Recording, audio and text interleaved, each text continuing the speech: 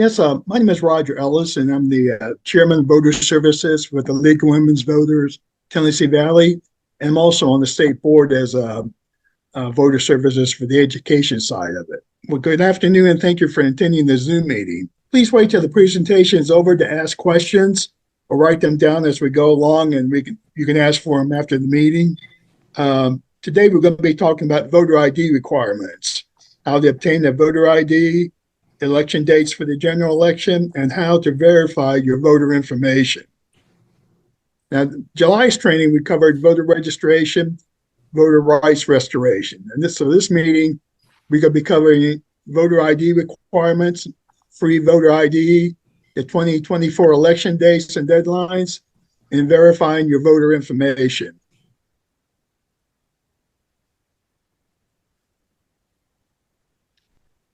This will be our agenda. Why do I need a voter ID to vote in Alabama?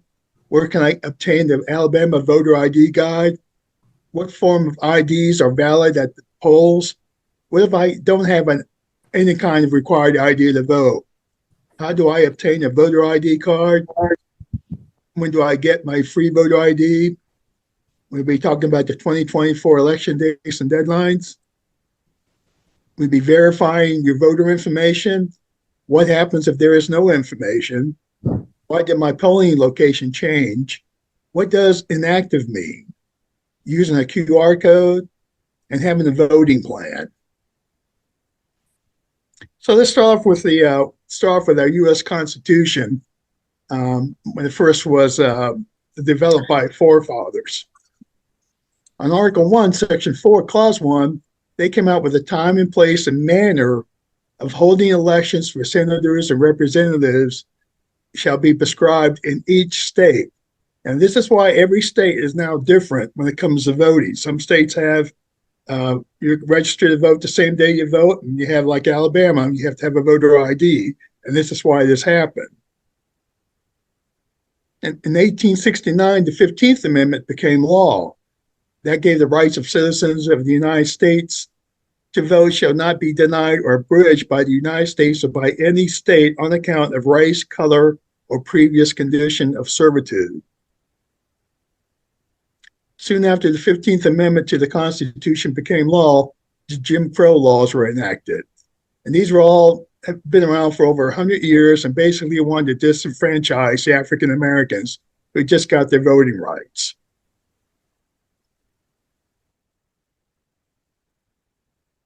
On August 18, 1920, the 19th Amendment became law, and the rights of citizens of the United States to vote shall not be denied or abridged by the United States by any state on account of sex. So this gave the women right to vote. It's often been said that men were given the right to vote and women had to earn the vote. Why do we need a voter ID to vote in Alabama? Congressman John Lewis is a living legend and an icon of the civil rights movement.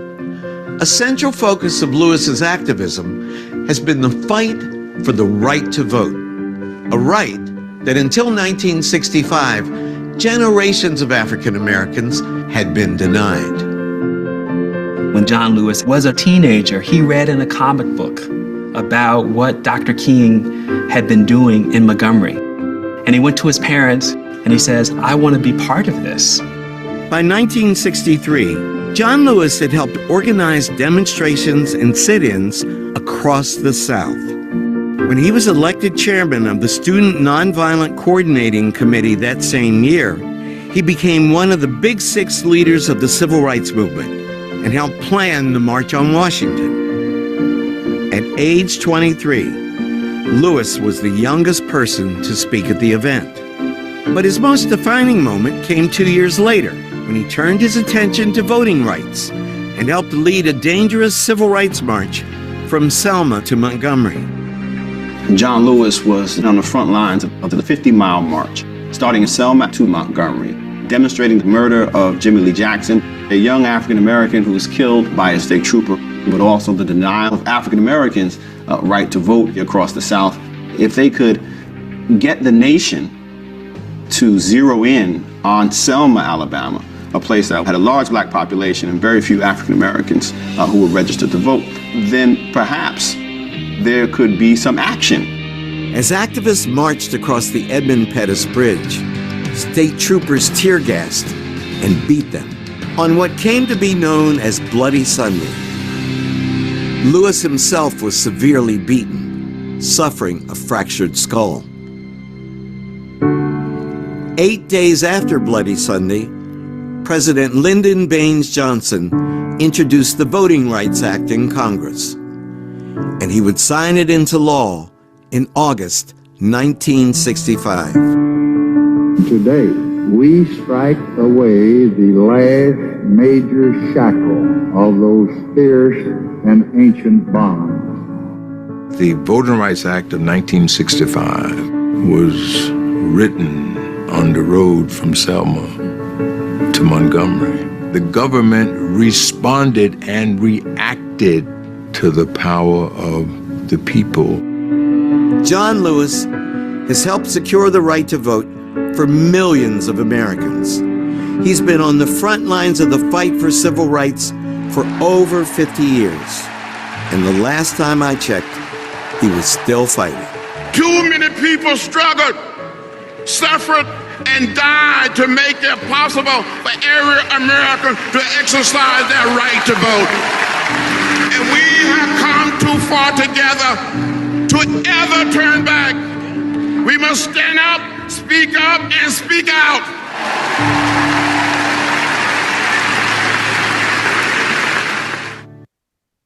And when the Voting Rights Act was enacted in August 1965, this did away with the poll taxes, the literacy test, counting jelly beans in a jar, and intimidation at the polling locations.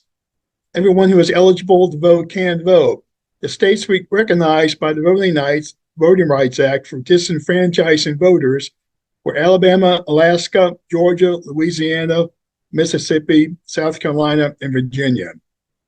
They had to pass a certain test through the government anytime they had to change their election laws.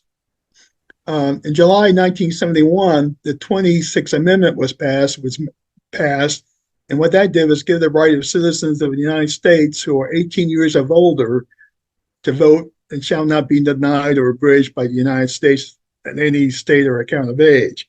Basically, this is what was going on, the old enough to fight, old enough to vote. Because what was happening, these kids were turning 18 years old and basically walking across the stage to get the diploma and walking right into the recruiter's office because they get drafted.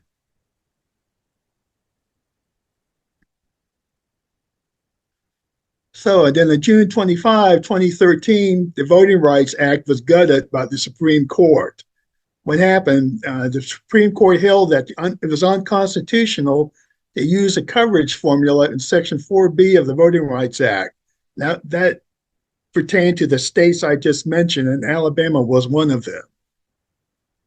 The Supreme Court did not rule on the constitutionality of Section 5 itself. The effect of Shelby County decision is that the jurisdictions identified by the coverage formula no longer need to seek pre-clearance for the new voting changes, unless they were covered by a separate court order entered in Section 3. And this is why now we have voter ID in Alabama. They were just waiting on the sidelines for this to happen, and it was like the next day, everybody had to have voter IDs in Alabama. Okay, where can I obtain the Alabama Voter Guide? You can go to your local registrar's office, and they usually have it sitting on a table when you walk in there, or you can download a copy of this link.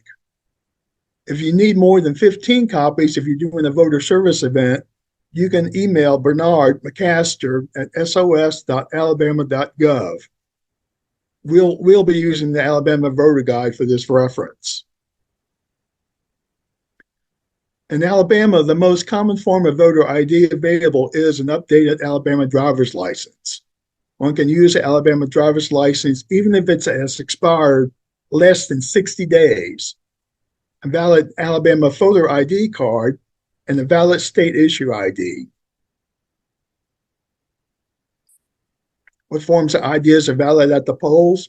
Well, a valid state issued ID, a valid pistol permit, a valid Alabama movement booking sheet from prison, a valid all Alabama Department of Corrections release, a valid federal ID issued, a valid U.S. passport, a valid employee ID from the federal government, state of Alabama, the courts, and their entity of this state. Now, here in Huntsville, we have the arsenal here, and the government employees have a CAT card, so they can get into their computers and they can use that for voter ID. A valid student or employee ID from a public or private college or university in the state, a valid student employee ID issued by a state institution, a valid military ID, a valid tribal ID, and the voter must have one of these photo IDs at the polls on election day or place a copy ID in an absentee ballot materials. So what happens if you don't have one of these IDs? Well, in this case, one can apply for a free Alabama voter ID for purposes of voting. A voter may obtain a free Alabama voter ID card at the following locations: your local Board of Registrars and the Secretary of State office. You can download this ID from the site.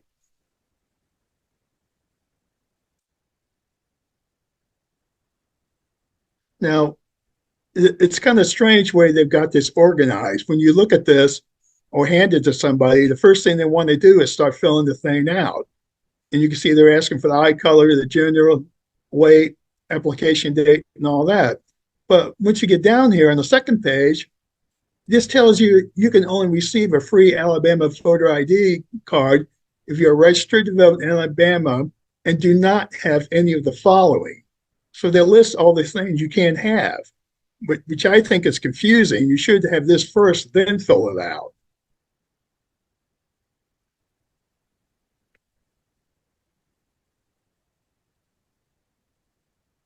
You can also go to the registrar's office and pick up the form and get your picture taken there. And our registrar office, while I walk in there, they got a little camera sitting right there in case you wanted to get a voter ID. But you have to have certain documents to obtain a voter ID. You have to have like a birth certificate, a hospital nursing home record, a marriage record, military ID, Medicare or Medicaid document, a Social Security card, certificate of citizenship, and official school record of transcript.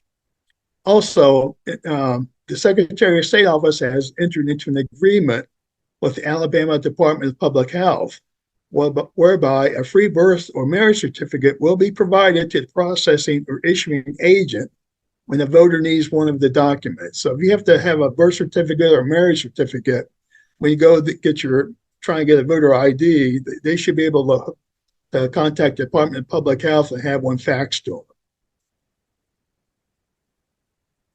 So when you get your free voter ID, the person processing the application for the ID will give you the voter a receipt, much like a temporary driver's license. And you can use this up to 45 days after receipt. But you have to allow 14 days to get the actual card. Now, you have to be careful with this 45 days because what happens in Alabama, they have a 2-week cutoff before the election for every election. So after that, you can't register for that particular election. So you have to make sure what days you're planning for. There are important days to remember for the upcoming general election. Registering to vote in general election cutoff is October 21st, 2024.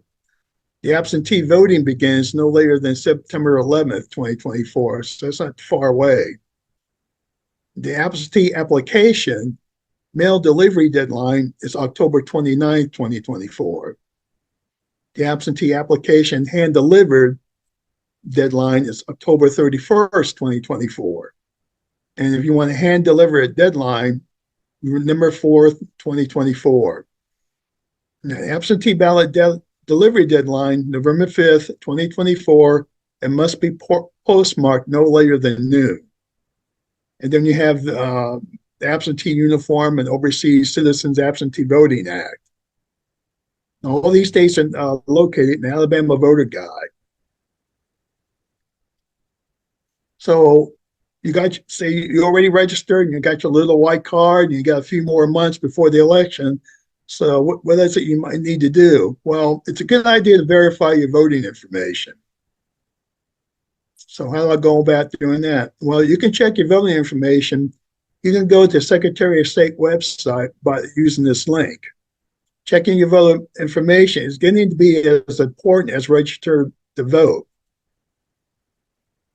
Now, when you click on that, this is what launches. This is the registration information.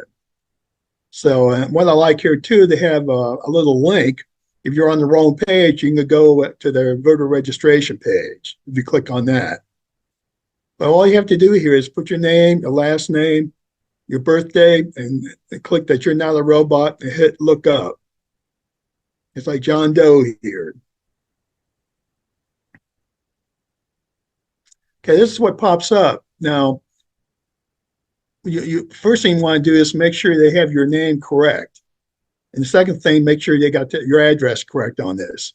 Now, for some reason, it got this in teeny tiny little writing that says active. That's what you're looking for. Make sure you're active on the polls. And then you can scroll down and see the polling location. Like in this case, St. Luke's Christian Church is. Now, when you scroll down a little further, you see ballot styles, and you also see this tiny word, especially if you use a phone, that says show. What this does is has a drop-down menu to show you which city council district you're in, your commission districts, all your districts you need to find out whenever you have to vote and when you maybe have municipal elections like we have in Huntsville coming up.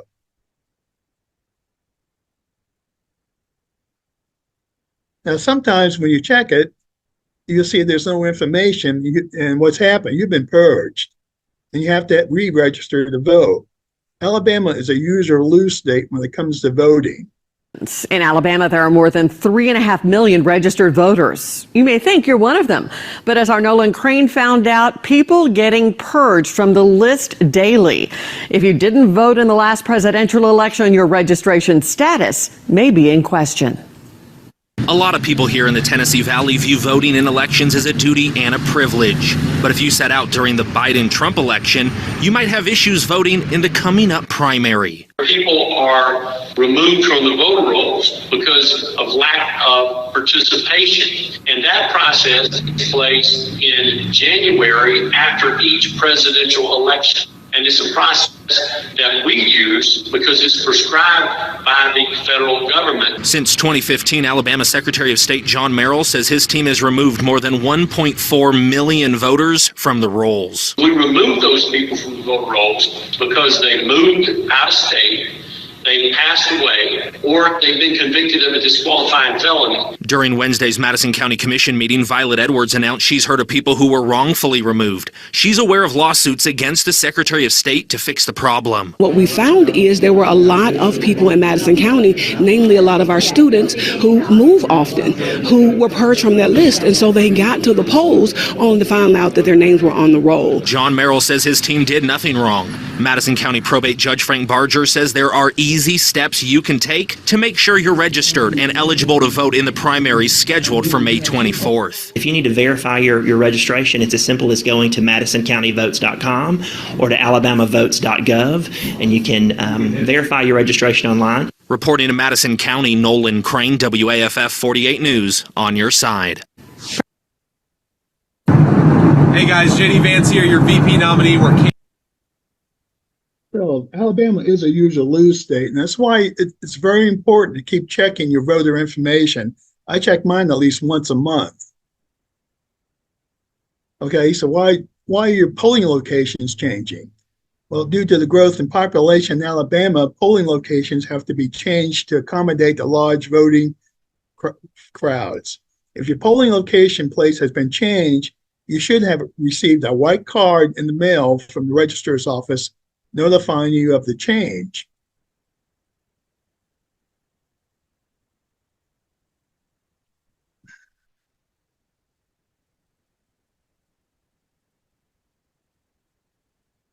We're on your side tonight to make sure you head to the correct polling location on Election Day. There are special elections starting in a month. WAFA 48's Megan Plaka tells us why you need to double check where you vote. Several polling places are being changed across the county, including right here in Newmarket. Now, you may be used to voting at the Newmarket Volunteer Fire Department, but that may change. Instead, you may vote here at the Newmarket Rec Center. It's just a half-mile down the road from the fire department. This happens about every 10 years, according to probate judge Frank Barger. We certainly have to make changes as we move along through cycles where we have growth and where changes need to be made. And we can do that with proper notice. But the large overhaul is just part of something that happens roughly every 10 years in conjunction with the census. There are a lot more people in Madison County compared to 10 years ago. Judge Barger actually wants to add more polling places, but he's facing some challenges. There aren't enough physical locations for them to set up shop. You've got a lot of housing development, but there are not a lot of public structures. There are not a lot of churches. There are not a lot of opportunities for us to create new polling locations. Plus, it has to be big enough to handle all of the voters in each precinct, especially as the county prepares for 6 elections in the next 4 months. Some polling locations they're few, but could be affected by every one of those, not even including the municipal elections and the general election in November. If you're unsure where your polling location is, you can head to WAFF.com to find your polling place. Megan Plotker reporting, WAFF 48, on your side.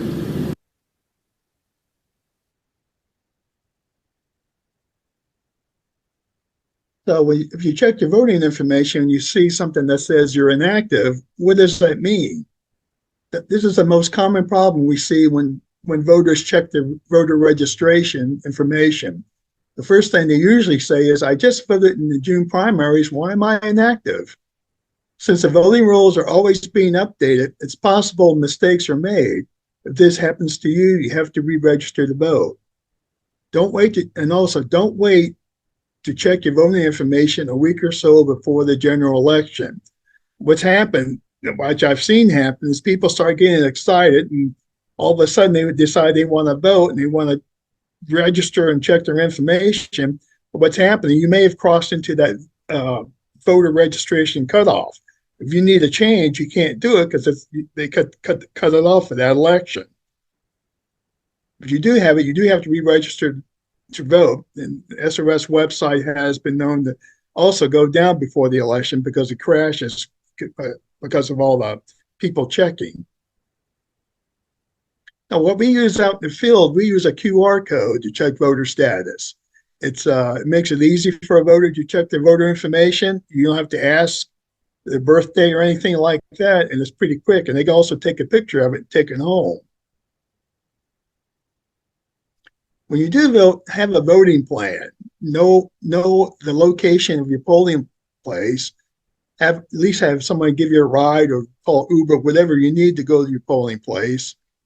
You make sure you have the proper voter ID to vote and have an idea what candidates you want to vote for and what time the polling's open and close. So in summary, we talked about why a voter needs a voter ID to vote. We talked about how to obtain the Alabama Voter Guide, what forms of ID are valid at the polling location. What if you don't have the proper ID to vote? You can obtain the voter ID card.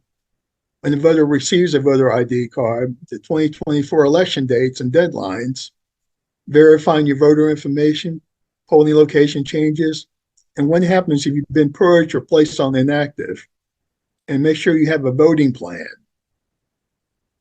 Now, this happens all the time, just like we see right now. Everybody's all excited right now, going to these rallies, listening to all the speeches, doing whatever they need to do. But for some reason, they don't show up to vote. I don't know why that continues to happen. It's happening with young people. So just a reminder, your vote doesn't count if you don't vote. Simple as that. Some frequently asked questions. I just moved to Alabama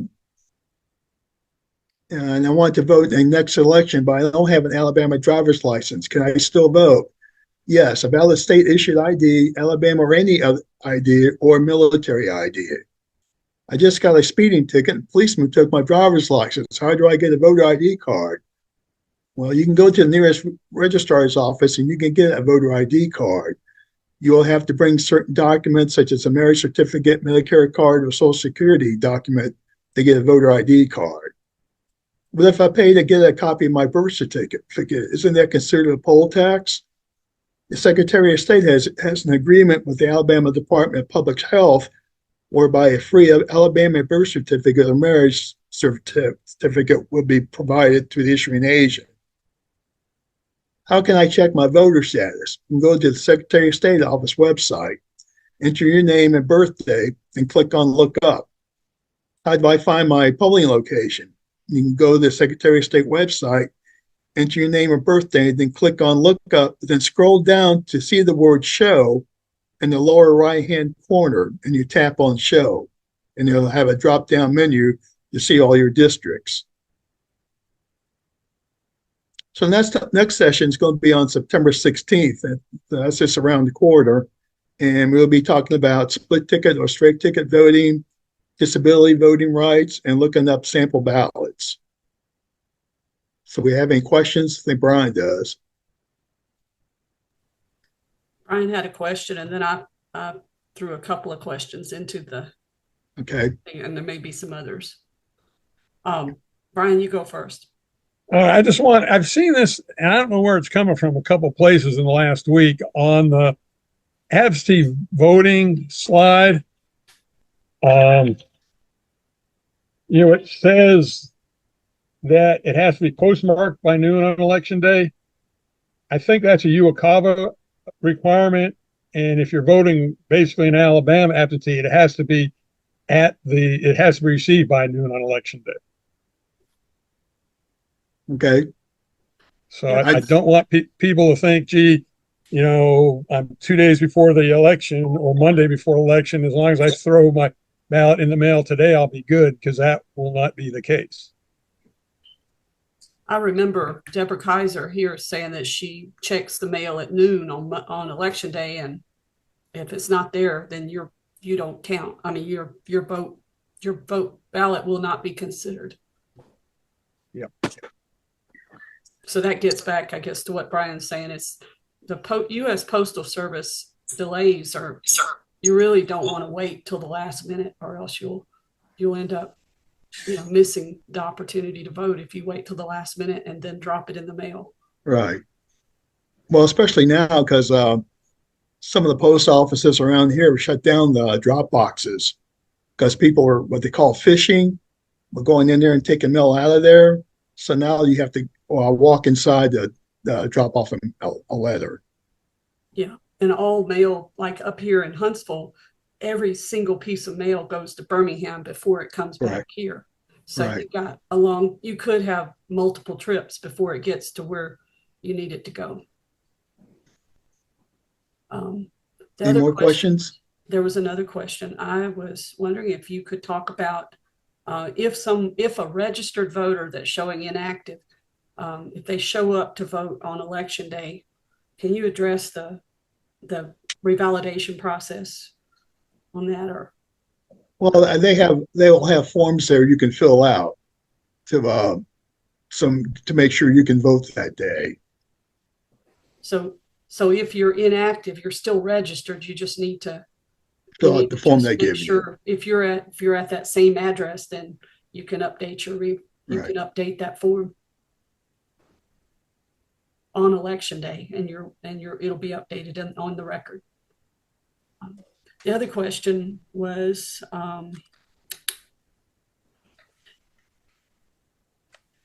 that we talked about the deadlines, and then and I was going to say everybody's getting the recording. Everybody will be getting a copy of the recording as soon as this meeting's over. We'll, when it's downloaded, I'll put it up on YouTube, and then it'll be sent out to everybody that registered. And Leonette was talking about suggest we try other IDs other than the Alabama license.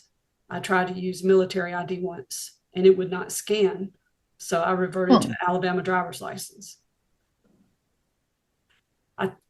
So I was just wondering, aren't they able to type it in if it doesn't scan? Well, I would think, if anything, that would be one of the top three IDs would be military ID. Yeah. But yeah, they should be able to just type it in, or on there's a barcode behind it, scan it. Brian, can I talk about that a minute, Kathy? Yeah. The answer is yeah, you can use other IDs, but the only ones the poll pads will scan is the Alabama driver's license. So I would say now 98% of people are using that just because it's more accurate. If you're Brian Lord, there's only one of us in Indiana, Alabama, I think, luckily. But if you're Bob Smith, you probably want to use your license, because if you're Bob Smith Jr., when they go in manual, they make it the wrong one. So the answer is the only ID that will automatically scan the driver's license, because there's a barcode on there that reads. The other IDs are still good, but it's a manual process, and just increases the chance for an error a little bit. So I think, Roger, this next question I think should go to Brian because of the VRR stuff. Okay. Ann Ness asked, who qualifies as an eligible voter? As an eligible voter if they have been imprisoned. If they can vote, how do they confirm? Brian, I'm sorry. I'm not sure I totally understand the question, but I'm saying if you're an eligible voter, you've had to register prior to the cutoff.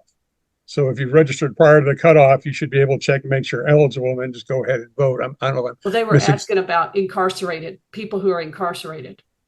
I think that gets back to whether they've got a crime of moral turpitude, and if they don't have a crime of moral turpitude, then they are eligible to vote. That is correct, but again, they would probably have to vote absentee. So you're going to have to be ahead of the game to have time to go in, submit the application, get the ballot back, and do it. But you're absolutely right. It would depend on if they have a disqualifying felony or not. And I'd like to just add that this is one of the problems with right now, the League of Women Voters, Greater Birmingham Ministries, NAACP, and the Alabama Association of Disabled Persons are suing the state of Alabama over SB1, which is preventing us from providing assistance for absentee ballot applications, because of the fact that it's very difficult for people in prison to have access to computers and other ways to check your voter registration. And that's why, if with the way that law has passed, it has an especially bad impact on people who have had who need help in order to be able to even vote absentee, not even knowing whether you're eligible, but even just being able to do it, because that's been a real problem. All right. And anyone else just come off and ask a question? I think this is one in a series of topics that we're hitting on, and I appreciate all of you being here. This is a great turnout. Ellen? Well, hey, Kathy, I appreciate this is a great event. Thank you, Roger, and others. I went on to both vote411.org and Alabama Votes, and all I'm getting is site not available. When I click on find my voter information, I'm fully connected to the internet. And my question is, at what point do they have to have all that stuff live and functional? So I'm on it right now, and it looks like it's working. Is it working? Okay, that's all right then. Let me try it again. Just one sec. No, I've done it twice or 2 or 3 times since we started. So I don't know. Maybe it's just my browser. Who knows? But that, I'm willing to try a bunch. So you might have to try a bunch. Yeah, I'm still getting not reached. Yeah, I don't know why that is. I just did it right now, and it works. So which website are you going to? Alabama. First, I did Vote 411, and then I did Alabama Votes. So Vote 411 is not the ballot. Is there are some issues right now with Vote 411, but we're still getting it ready for the election. Are you going to alabamavotes.gov as opposed to the default, which is usually .com? Oh yeah. Okay. No. I see Wes Allen. My problem is when I click on my voting information or voter registration, maybe it says cookies are disabled. Okay, now it's coming up. I tried Firefox instead of Chrome. That worked. All right. Yeah. Heather, I see your hand up. Yes. I wanted to ask about college students. I know when Roger and I on Saturday had a couple, and one of them, was curious if she should vote absentee or, try to register in the state where she's going to college. And then I've seen some posts going around saying if you have a college student in a swing state, have them register there so they can vote in that swing state. But I know with different states having different laws about residency and things, like what would be a good response? Like, should we encourage people to vote absentee with their home address, or should we just explain, you need to look into the laws of the state you're going to be living in? Like, just if you had a good way to address that. Well, when we go to UAH, which will be there next weekend, we have to ask, it's up to them. We ask them if you want to go ahead and register in Alabama and vote in this at your current address, or did you want to go home and vote there because that's your home? So it's up to them, but they have to leave, they have to get an absentee ballot to vote when they go home. It depends on what's on their voter registration. But we always ask, what is it you want to do? Yeah, and so it's up to the student. And right now, the advice that I'm giving everyone in the league right now, and anyone that is involved in helping people with voting, is that we're prohibited from helping with absentee ballot applications right now. And so that really that's really a terrible thing right now in a big election season, that we can't help people figure out the right answer because of the fact that we can't download the application form, we can't copy their ID, we can't, there are so many things we can't do, although the answer, I think, really kind of comes down to where are they living, and are they going to remember to turn in their absentee ballot application and actually mail back their ballot? Because I have a daughter who's living in New York who is still registered down here. She's going to school, and I have to remind her over and over and over and over and over to get her ballot in, because it's not, it just would be so much simpler to vote where you live. If you're going to be up there during the election, you ought to vote where you live. But then again, there's all kinds of reasons why you do what you do. Yeah, good point. And I guess I know we've had some questions with I Vote Madison come in, about college, and all I could say, and I think what we did with Roger on Saturday is somebody had a question. They said, we went to and I asked her where she went, but she said, they said absentee ballot applications aren't available yet. And so I feel like, or the only information I'm giving is that date, September 11th, they may not be available until that date. So pretty much we can give information about the absentee dates. Can we say the dates, or should we just direct them straight to an official website? I'll tell you right now, they could file an absentee ballot application right now. They don't have to wait for for September 11th. And what they would do is they can either go to the Secretary of State's website where the absentee ballot managers are listed, or you can go to your county and find your absentee, which is your circuit clerk. It's either circuit clerk or absentee election manager. But there is a centralized website, which, Roger, I'll look that up here in a minute. But I would just say you can apply now. It's just that we can't download it and give it out like we had been doing. We had been giving out envelopes and stamps and copying, doing everything we could to help someone be ready to have to be able to have a full voting experience. But right now we can't do anything more than point them to a website. Okay. Helen, I'm sorry. So, Heather, are you done? couple of things. I've been doing college students for a while now, and for example, as Roger mentioned, their ID does count. We actually emailed the Secretary of State a couple of years ago and got verification on that. Number two is the biggest thing is that, and I feel like we can do this, which is tell them that they have options and that they have to make that decision. They don't realize that. They come up and they say, why would I do an absentee ballot? Well, you're from Idaho. Are you going home to Idaho? Well, no. Well, then you're going to either need an absentee ballot or you're going to need to register in Homewood, Alabama, which is where Sanford is. And so they've got to make that choice. And most of the time, they don't realize that they have to make that choice. And so I think educating them to that choice is perfectly within our rights. We're not touching any absentee ballots. We can, as you said, direct them to the site to apply for one, et cetera.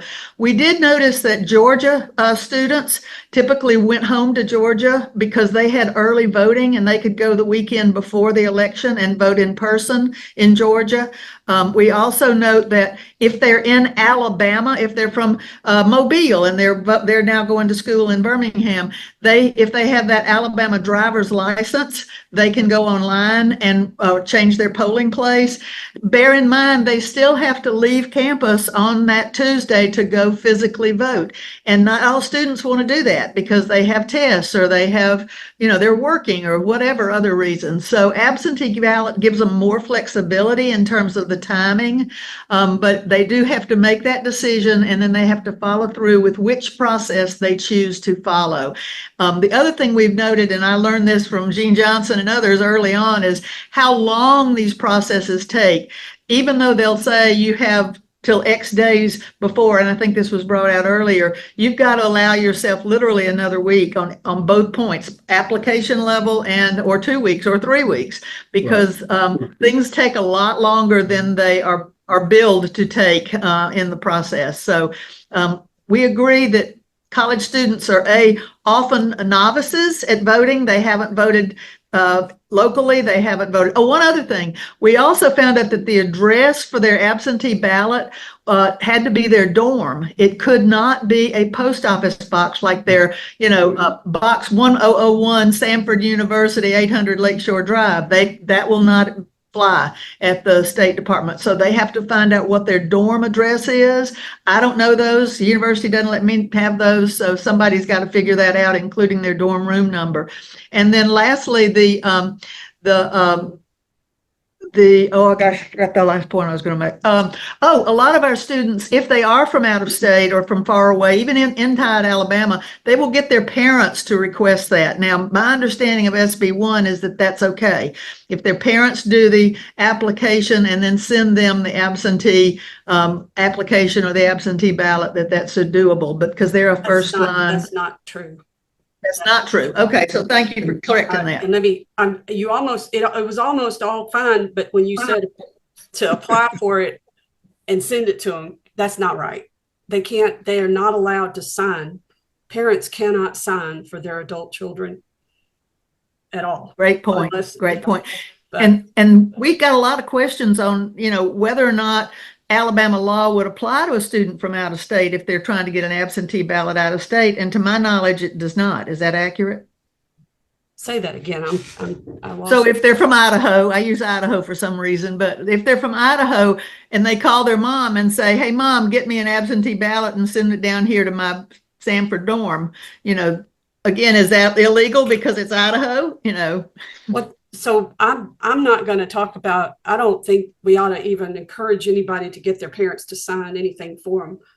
That's a great point. That's between them. That's a forgery. You can't do that. I agree. And also I want to pass it back. I want to pass this back to Roger.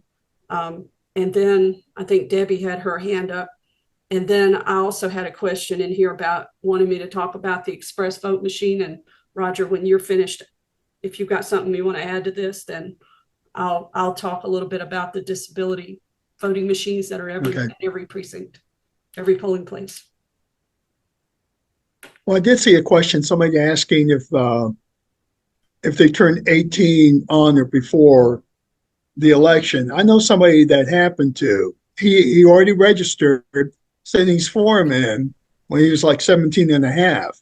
So what they do, the way the system works, the minute he hit 18, the system knew he was eligible to vote on election day because his birthday was on election day. So yes, you can do that. All right. Debbie, did you have a question? I was just going to follow up on the absentee voting. So if we got the absentee, if we requested the absentee and then we didn't get around to doing it before election day, are we still allowed to go on election day? Or just because you've requested it, you can't vote in person anymore? No, what happens when you request an absentee ballot, you go on a separate voting roll. So they have a whole roll of people who ordered absentee ballot because I tried that, so I know.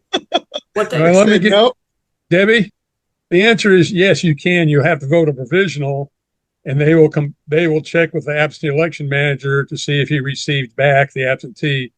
And if he confirms they did not, yes, they would count your provisional. But the provisional may not count. Well, if you haven't cast your ballot, if they can prove that you have not mailed them an absentee ballot, then they have to go and cross-check between the fact that you basically came there with a ballot in hand. You came there with a ballot in hand and you want to vote, then you vote provisional, and they need to prove that you haven't voted twice. I think that's the thing. If they can't prove that you didn't vote the first time, then the provisional, my understanding, and Brian has a precinct that he's worked at. My understanding is if they can show that you have not voted twice, then they'll allow your provisional to be counted. Is that? Can I just drop off my absentee ballot at my polling location, or do I have to take it all the way to? No, you can't do that. If you did not return an absentee ballot, you will have to vote a provision. You can't turn your ballot in at your polling location. No. Okay. But I could take it to the absentee election manager. No, office? If it's past the last day you can turn in your ballot at the absentee election manager is close of business the day before the election. Okay, thank you. And Heather asked, does the state mail the ballot to you? And it's the county. I mean, it's the absentee election manager, right, Roger? Right. And each county has their own. Okay, Julie, Lindy. Somebody asked about notarization. That is not required. Is that right? Yes, hold on just a second. I'll get to that in just a minute. Julie? That's okay. I was actually finishing a mouthful.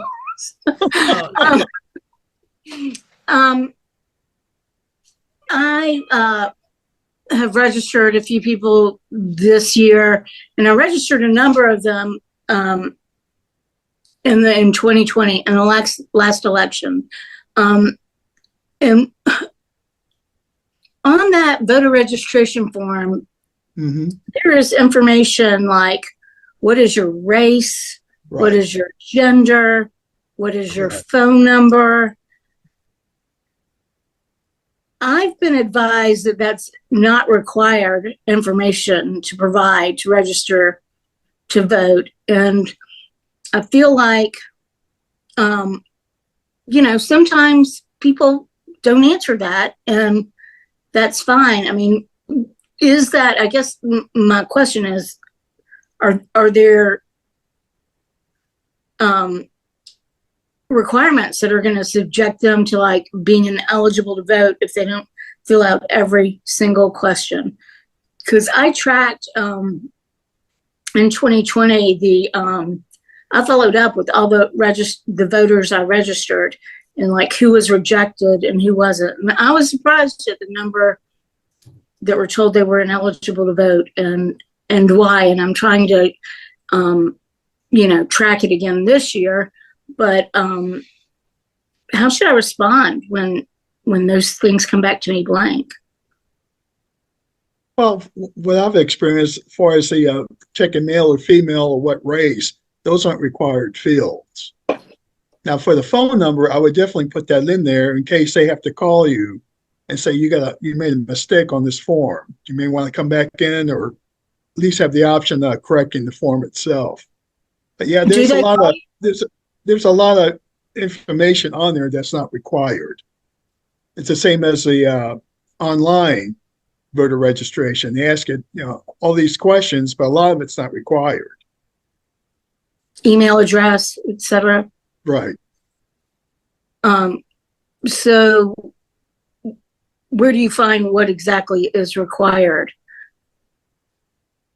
Well, when I go to the online voter registration, if you click enter, all of a sudden you'll see little red asterisks to the fields that are required.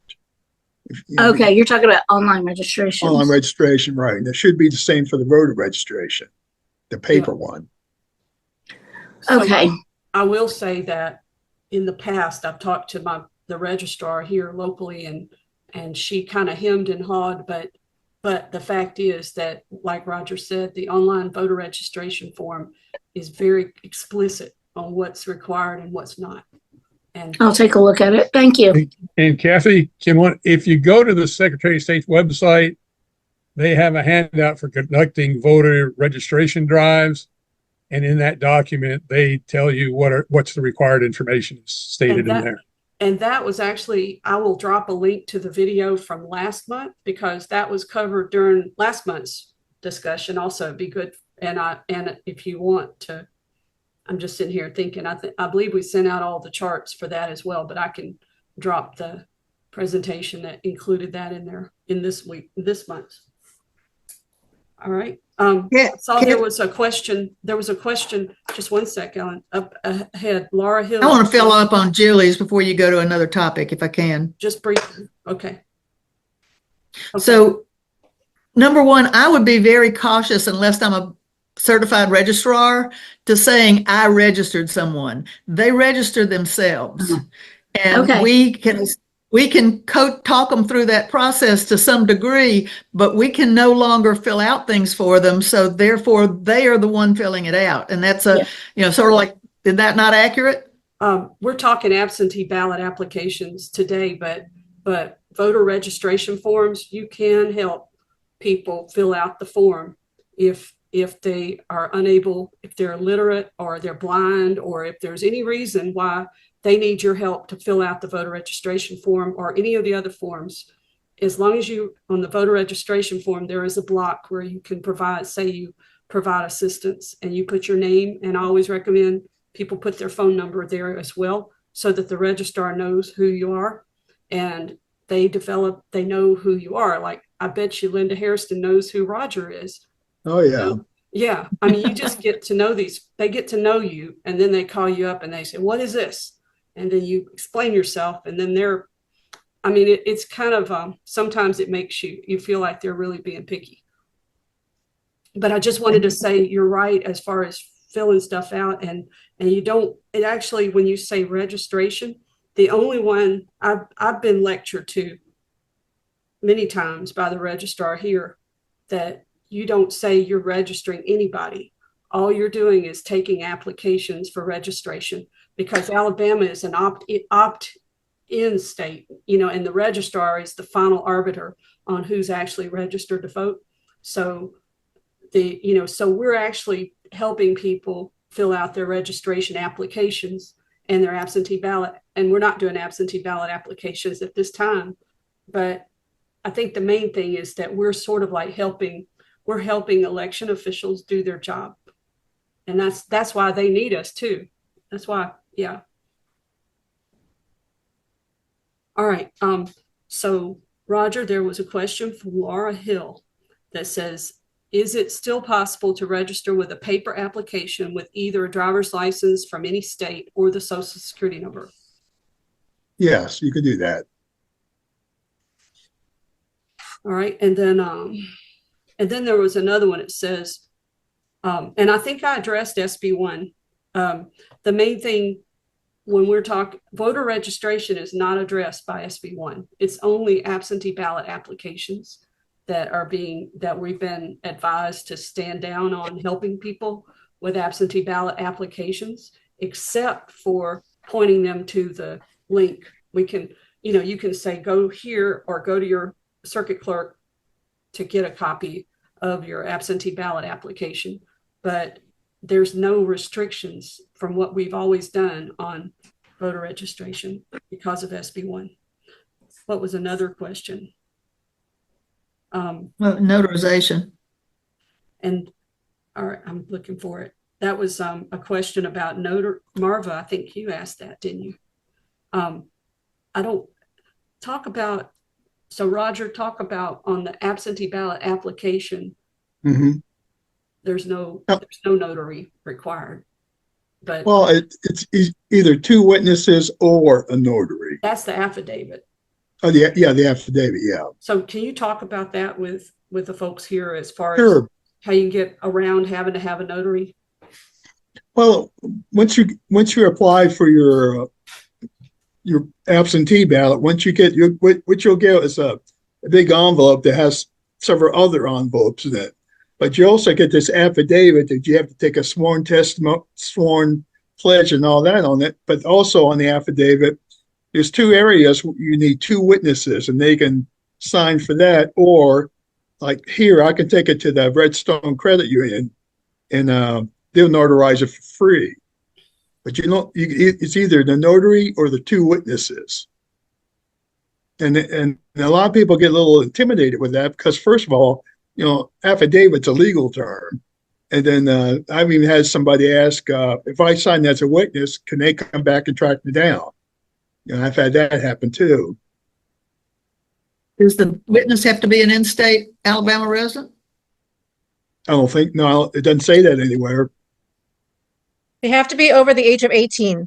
Yeah. Right. An adult. If your family's in town, you happen to be in town when it's voting, you can have one of your family sign it. I'm thinking about a roommate who's from somewhere else. Yeah. All right. I'm going to okay, I'm looking. If there's not any additional questions, I'm seeing I had one from Leonette that she asked me to talk about the express vote machine. And Okay. what I'm going to do is drop a link into the chat, and then I'm going to tell you what I think she was wanting me to mention to everybody. In every polling place around the state, there is a requirement to have an accessible voting machine for people with disabilities. I know in Madison County that I've been assured that hold on, I'm sitting here typing and trying to talk at the same time. Just the express vote machine is the tool that's used in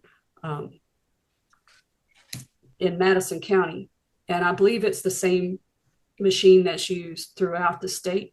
This video shows you what the express vote machine is and how it works. It is really kind of cool. I only vote with express vote, and I wanted to ask everyone in this meeting if you can go into your polling place, and they, every polling place is supposed to offer you either to have a regular ballot or an express vote disability ballot. It's about half a sheet. It's not printed on at all. And you go over to the machine and you sit down, and they've got headphones. They've got a little gaming control that you can, I call it a gaming, but it's got little buttons, and it's got where you can go up and down, and you can hear the ballot. It reads you the ballot, you mark it, and it reviews it with you. You can go back and change the way you marked it. It is there for people who are blind or sight impaired. They've also got a little place where they can hook up like a sippy straw. If you know somebody that's paraplegic that is, can't move their hands, they can use this sippy straw type thing to blow to make it work. It's also, if you're deaf, it's got, everything visible, and it's got touch screen. It's also got the little hand controller. This is something that is, really critical to people who are disabled. But I know from experience that where I go vote, they don't make it. They're not telling everybody about it. And I've actually, been told by the precinct captain that everyone who's disabled brings someone with them to help them mark their ballot. And that if there's one thing that's just absolutely disrespectful to people with disabilities is to just make those kind of assumptions that they don't want to mark their own ballot. And so what it's gonna take is for people who are not outwardly disabled to just walk in and say, I want to use it, and get them used to having to pull it out. And the first time I went in to use it, it wasn't even plugged in. And ever since then, it's been plugged in. They still aren't that good at using it, and they said I'm their only one. But I just would say that everyone needs to get, just to help the system work better. It would be good if you're comfortable, go in and use it. And this video is actually done during the public testing of the voting equipment. So every county is required to have a public test of all the voting equipment. And when we had ours, I got Jenny Lux, who's visually impaired. I got her to demonstrate it. And you see Frank Barger, who Roger had some videos earlier. He was right there, and he was helping her, and I was videoing it. So it's just really good for everybody to get familiar with it. Kim Bailey. Yep, sorry, I couldn't unmute. Hey, I was just going to let you know that it is true that a lot of times the poll workers are not familiar with the equipment. I took my husband to vote, and he, could not use his hands. And they did not have they were befuddled. They had no way to allow him to vote. So they did allow me to fill out the ballot for him because he was there. And so they allowed me to be his hands. But they did not offer the straw option. They seemed to kind of be at a loss because they said, well, they did say we have this machine, that you can use, but he would have had to use his hands in some manner as they described it. So that is perhaps something that needs to be worked on. I'll tell you one of the things that the Rev Up chapter here in the new one in Alabama, they've been talking about doing some, getting the probate judge in Madison County, and we really need to do it across the state, is to have public demonstrations about, this equipment, because, when you need it, you need it. You may not need it today, but you might need it next week. And so, Kim, I appreciate your telling us that, sharing that story, because that's exactly why this equipment needs to be up and running, and the people using it need to be trained. I'm a poll worker this year, and I've been assured that all the poll workers were trained, but I went through the poll worker training, and there was no training going on with that equipment that I saw. I ended up going over and playing with it, and people walked up and said, "What you doing?" And I said, "Oh, I'm using this fun machine." And I put a ballot in their hand and got them to use it. And I felt like Huckleberry Finn, it's like, I just got them to use it. But we really need to be more deliberate about getting people familiar with this equipment so that it's not something newfangled that the poll workers are afraid of. Trinette, I see your comment. It would be really nice. I really would appreciate if everybody on this call could go talk to your probate judge and find out if you've got that equipment. In Madison County, I know we do, but if you're not in Madison County, if you could go talk to your probate judge and find out what's available, because that's the first thing. Is it actually this, available across the state, or are they just saying that? Hey, Kathy. Yes, Brian. Let me, as a inspector, I'm pretty confident every polling location has it, but in Limestone County, we've been instructed to set it up every election. Having said that, it really goes back to the inspector, and I'm sure there are inspectors in Limestone County, and I'm sure throughout the state, that just say, "Oh, no one ever uses it. I'm not going to set up till someone needs it." So I think they are available, but it's a matter of getting the actual inspectors to set it up when they come in the morning, and they're told to do it, but I know some that don't. And the only way I know for sure is to have someone go to each polling location and say, "Can I see your express vote?" That's why it's really good to take it as a special project. Everyone needs to go into their polling place and ask that question. And this election, we might not have them up and running, but but I think it would behoove us all to just, because one of these days we're going to need some help, and we don't want to ask other people for help. We'd rather help ourselves. All right, anyone else? And next month we'll be talking about disability voting rights. So Roger's got some resources he can pull on.